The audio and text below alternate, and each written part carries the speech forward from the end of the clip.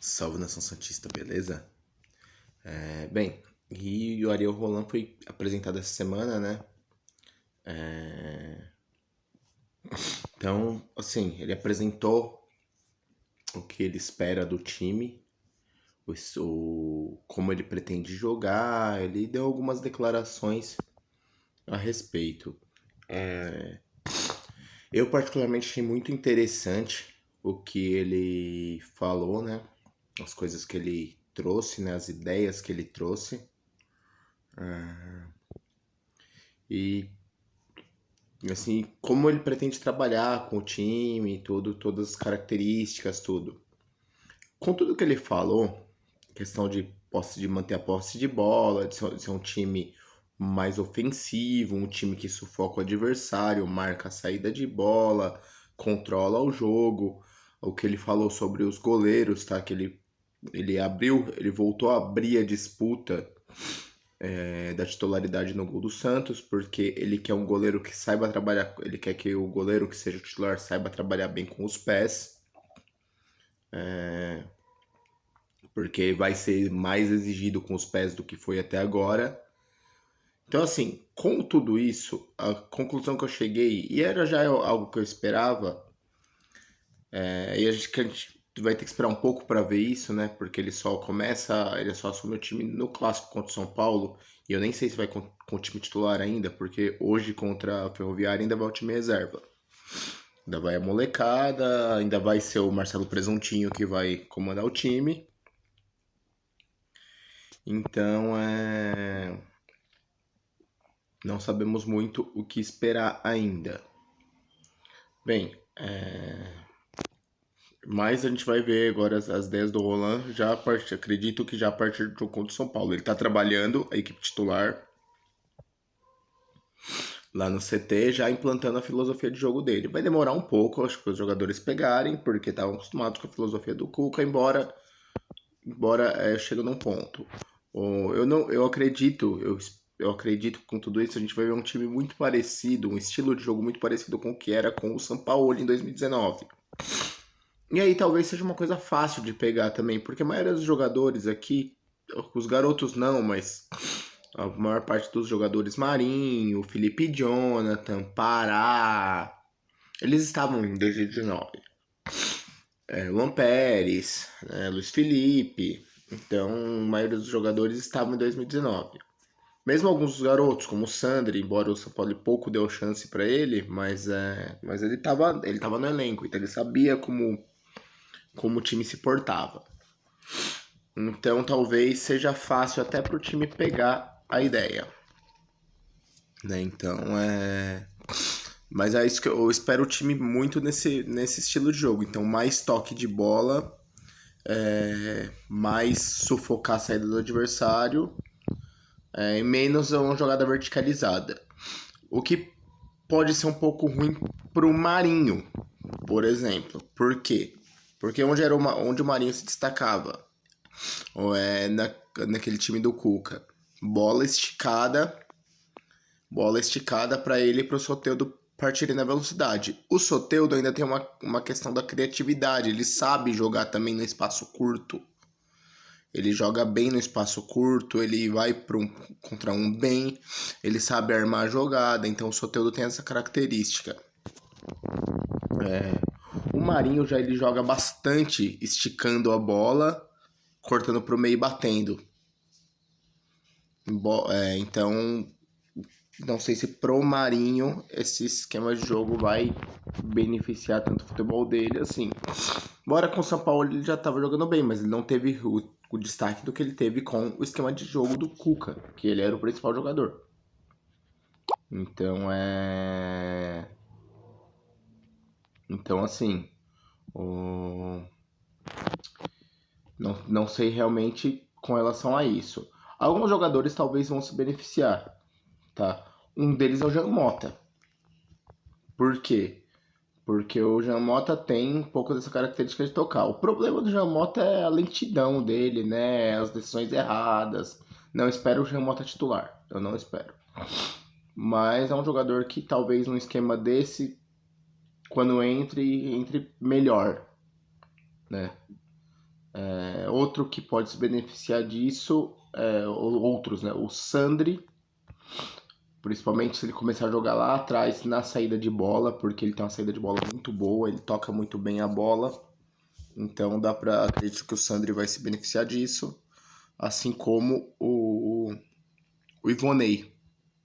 O Ivonei também acredito que é outro jogador que pode se beneficiar nesse esquema de jogo, por ser um cara de bom toque de bola, que esse a gente vai fazer muito, rodar muito a bola.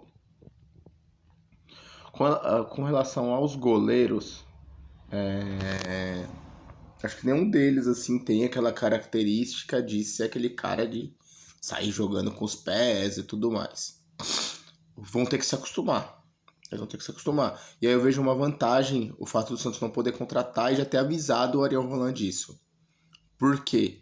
Porque a gente não corre o risco de ter um Everson de novo.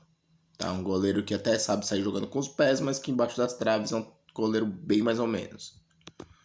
Né? Então a gente não corre esse risco de vir alguém. Vai ser um dos dois, vai ser o John ou o João Paulo.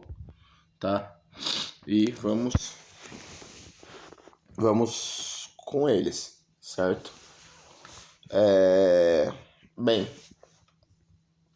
então o que eu espero realmente do time é isso, é um time mais parecido com o que era em 2019, um time que vai trabalhar mais a bola, vai rodar mais a bola, não vai esticar tanto, não vai jogar tanto, não vai jogar no contra-ataque, não vai dar a bola para o adversário, vai tentar controlar o jogo, como o Santos fez em alguns jogos. Contra o Boca o Santos jogou assim, tá? De controlar o jogo, embora boa parte das jogadas eram no contra-ataque, mas o Santos controlou muito o jogo. O Santos tocou muito, construiu muito. Então então o Santos vai, eu vejo o Santos trabalhando assim. Ele já declarou que ele vai jogar bastante ofensivo, vai ter um time bastante ofensivo, vai utilizar bastante a base.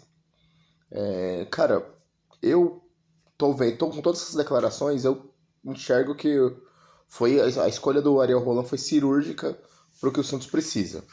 O Santos não tem uma grana absurda para pagar um técnico absurdamente caro.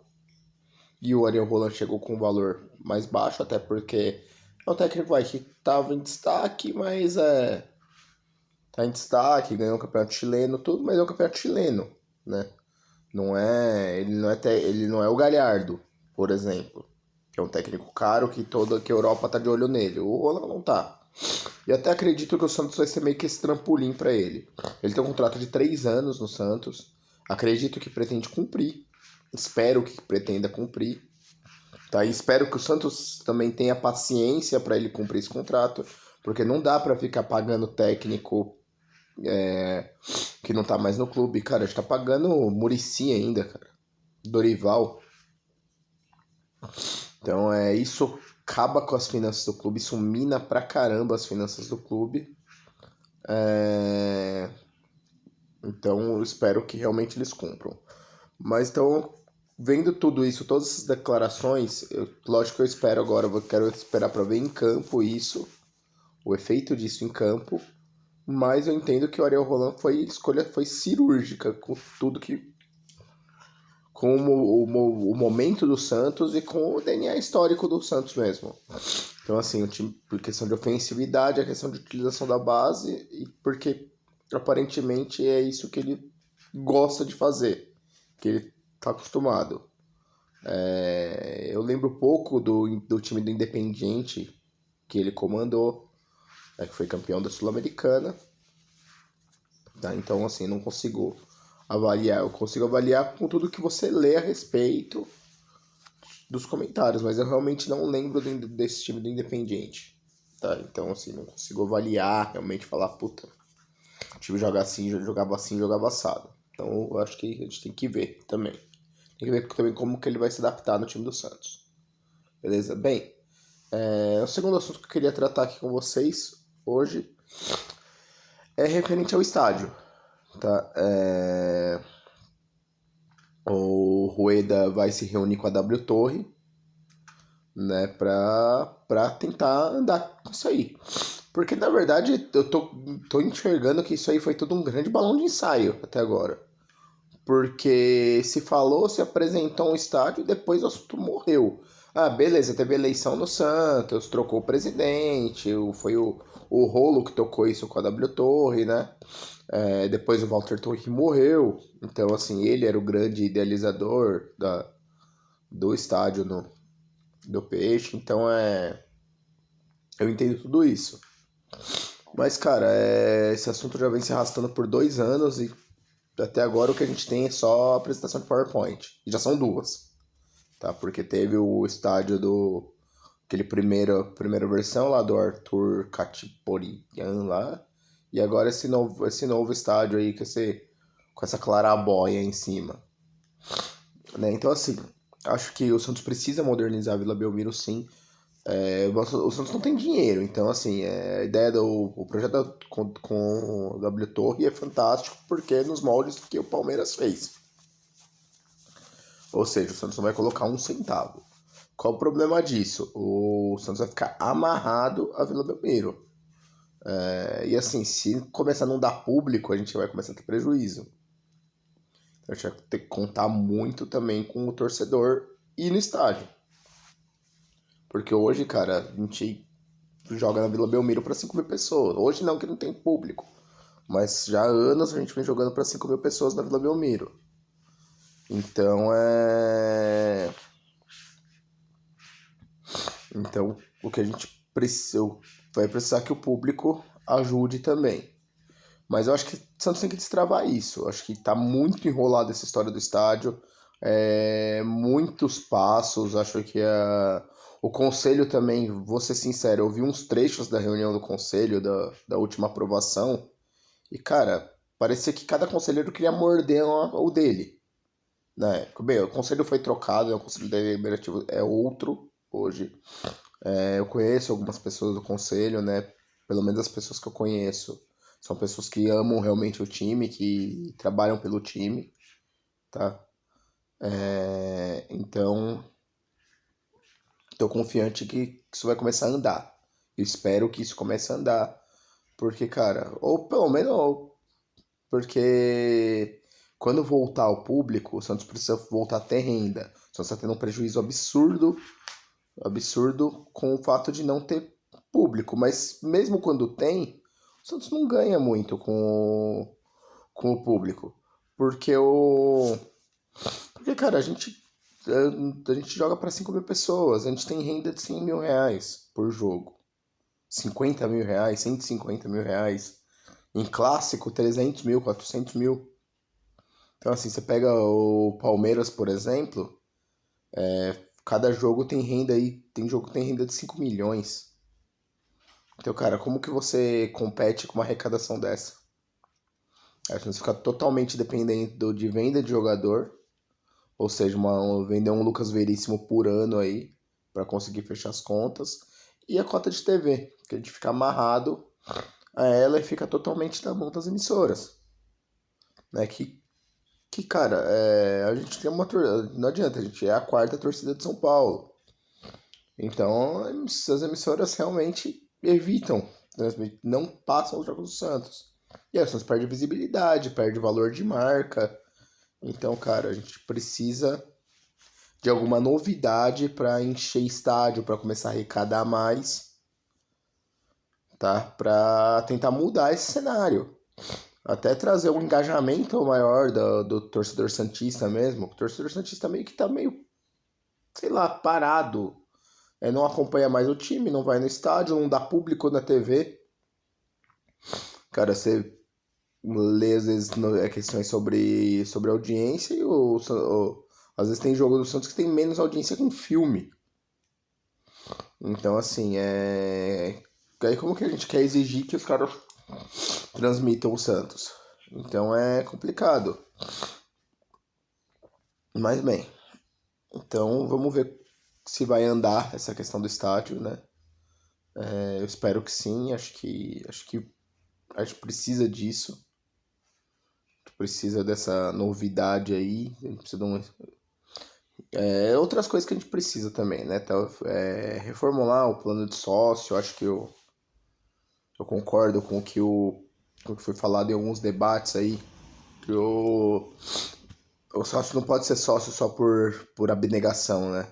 Tipo, beleza, muitos são por isso, quero ser sócio para ajudar o time, que a grande maioria é isso, porque vou ser sincero, vantagem você não tem nenhuma, você tem desconto na compra do ingresso, tipo, só, entendeu? Então você não tem vantagem alguma sendo sócio do Santos hoje. E como você faz a pessoa gastar um valor por mês ali fixo, sem dar nada em troca? Então é complicado isso. Você tipo assim, meio que cobra do torcedor ser sócio puramente por amor.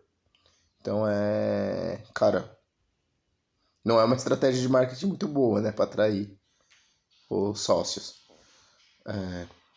Então acho que também isso o Santos tem que rever esse programa de sócio. Por último, a última questão, a demissão do Renato. Renato foi demitido do cargo de coordenador técnico do Santos. Eu, sinceramente, a declaração do Rueda foi interessante. Falou, cara, o Renato é um ídolo, tudo, mas o Santos não tem dinheiro. Tem que enxugar a folha salarial. Concordo com o Rueda. O Santos está tendo prejuízo, cara, tem que enxugar. Eu acho que o coordenador técnico, o Santos precisa de alguém. Mas eu acho que a função é um pouco diferente. Eu acho que o que o Santos precisa, na verdade, a função que o Santos precisa, e talvez não agora, embora seria bom entrar junto com o trabalho do Ariel Roland, tá? Mas poderia ser até alguém da equipe do próprio Roland que a gente coloque para isso, embora eu preferia alguém que fosse funcionário do Santos, mas aí você pode trabalhar com alguém da comissão técnica dele e depois faz uma passagem de conhecimento quando as finanças melhorarem um pouco. Mas o que eu entendo que o Santos precisa? Alguém que fique acima dos treinadores e fique fazendo a intermediação entre todas as categorias do Santos. Para quê? Para aplicar o mesmo esquema de jogo, ou aplicar a mesma ideia de jogo e cobrar isso e supervisionar isso em todas as categorias. Então, o Ariel Roland entrou porque ele tem uma característica X, que bate com a característica do Santos. Tá, todos os treinadores da base estão aplicando essa mesma ideia em todas as categorias, entendeu? Então, assim, por quê? Porque aí você consegue encaixar esse DNA e ter um estilo de jogo do Santos jogar. Isso facilita muito na revelação de jogadores, tá? Por quê? Porque o cara vai transitar, vai subir nas categorias já sabendo para a mudança de uma categoria para outra não vai ser algo forçado, não vai ser algo traumático, né? Não vai ser algo. Vai ser uma coisa natural. Ele vai chegar na outra categoria e vai continuar fazendo a mesma coisa que ele fazia na anterior. Então, o cara tá no sub-15, ele vai chegar no sub-17 fazendo a mesma coisa. Por quê? Porque o esquema de jogo é o mesmo, o estilo de aplicar o jogo é o mesmo. Mesma coisa, ele vai chegar no sub-20 é a mesma coisa, vai chegar no profissional é a mesma coisa, sub-23. Então, você facilita essa transição. E aí por quê? Porque, assim, eu vejo cada vez mais o Santos, até pela situação financeira, vai depender muito da molecada. Então a gente precisa começar a formar jogadores em escala industrial, mais ou menos como faz ainda, né? Um pouco o Barcelona. Deu uma parada, mas o Barcelona fez muito tempo isso. Formou um time inteiro. O time que dominou o futebol aí no final da década passada, né? Final da década 2000, começo da década de 2010, foi praticamente formado na base do Barcelona. Porque o Barcelona é um time que trabalha assim. Todas as categorias jogam da mesma forma. Então é algo que a gente poderia aplicar no Santos. Acho que o Santos facilitaria, e cara, o Santos já é referência na formação de garotos, seria mais ainda. Acho que a gente formaria times inteiros, tá? Mais ou menos como esse time, né? Esse time é um time inteiro formado, uma safra muito boa, aí essa safra de 2001 até 2004, né? Nascidos de 2001 a 2004. O Santos é uma safra que ganhou muito na base, então essa safra que tá aí. Mas eu acho que o Santos precisa ter essa figura para continuar formando. para facilitar essa transição. E vou além, esse cara deveria até transitar no próprio feminino também. Porque para manter o DNA do Santos mesmo e também para até facilitar também nisso, também na formação das meninas também. Porque hoje o time feminino do Santos depende de muitos jogadores que vêm de fora. Então você tem aí uma Cristiane, você tem aí jogador, o Santos contratou meio time do Internacional aí para essa temporada. Então assim, você acaba não formando em casa. O grande nome do Santos formado nas categorias de base é a Thaís, que já tem 27 anos. Então assim, você acaba não formando. Então eu acho que isso se replicar também no feminino, vou ser sincero, eu iria além. O Santos é um time de futsal, também nesse mesmo esquema. Eu acho que o Santos tem que ser referência. O Santos tem uma característica que tem que ser referência mundial em futebol. E com garoto. E assim, até pela nossa questão financeira, na maior parte do tempo com garotos. As contratações têm que completar o elenco. E não ser o principal do time. A gente não tem que depender de grandes contratações, cara, porque a gente não tem grana para isso. E cada vez mais esse abismo vai ficar maior. A gente tem que arrumar a casa para conseguir fazer essas contratações pontuais. Tá? Então a gente precisa arrumar a casa financeiramente, mas a gente não pode fazer o time se endividar para contratar grandes estrelas. Não adianta, cara. A gente já viu isso no passado, que o Santos só se endivida com isso. Só se aperta. E tô falando contratações bizarras, tipo 9 milhões no Y, como foi na época do... E foi Laor, tá? Eu gosto muito do Laor, mas foi ele que fez essa cagada. Ou trazer um Fabão pagando 500 pau. Umas coisas assim que o Santos fez muito. E toda vez que o Santos tá no auge, o Santos começa a fazer essas cagadas. Porque o dinheiro começa a entrar. Parece que começa a sobrar. Então isso a gente não pode. Bem, galera, acho que eu já me estendi demais, né, nos assuntos. Acho que qualquer dia a gente faça um vídeo aí só pra gente falar sobre essas ideias de formação de jogadores aí. Uma vez eu detalhei meio que isso, até com algumas ideias que eu vejo, acho que... Mas aí eu faço um vídeo aí qualquer dia só pra falar sobre essas ideias, né? Trazer esse tipo de ideia. Bem, galera, mas é isso aí. Segue a gente, curte lá e vamos pra cima dele, Santos. Vamos tentar voltar a ganhar agora, esse ano aí, com o time ofensivo. Então, valeu. Saudações alvinegras.